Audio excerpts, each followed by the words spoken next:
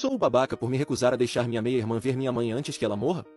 Meu pai traiu minha mãe e minha meia-irmã é o resultado da traição dele. Quando minha mãe descobriu, ela deixou meu pai e pediu o divórcio.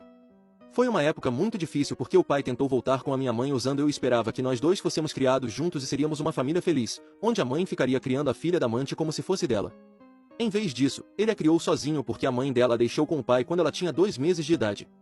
Desde que ela aprendeu a falar, meu pai dizia para minha meia-irmã que minha mãe era dela. Ele a fazia chamar a mãe de mamãe quando ela estava aprendendo a falar, ele falava dela como se ela fosse nossa mãe e não minha. O pai me punia por mandar ele parar.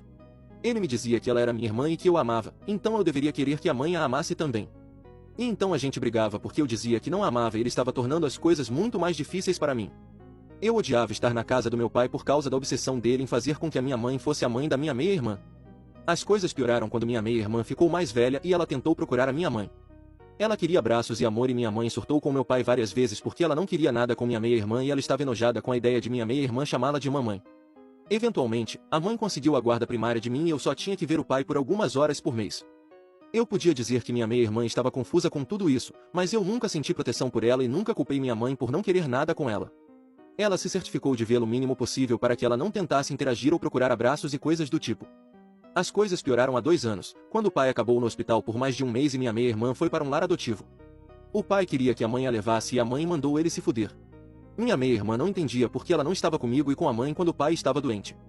Foi uma grande confusão e o pai tentou me responsabilizar pela minha meia-irmã, mas eu me recusei. A saúde do pai nunca se recuperou totalmente e eu me recusei a ajudar, e minha mãe também. Agora ela está com uma doença terminal e passando suas últimas semanas no hospital, o que já é muito foda. Mas meu pai disse para minha meia-irmã que ela podia visitar, mas minha mãe e eu garantimos que elas não chegassem perto da minha mãe. Mas isso não impediu o pai de aparecer com minha meia-irmã e ela ficar chateada porque sabe que a mãe está morrendo. A mãe nem saberia agora, mas eu me recuso a desrespeitá-la assim. Então, eu avisei o pai há alguns dias que ele vai perdê-la como me perdeu se ele não encontrar uma maneira de dizer a verdade para ela e explicar por que ela não pode ver a mãe. Ele me perguntou por que eu tenho que ser tão odioso com ela e por que eu não podia permitir que ela tivesse essa pequena coisa.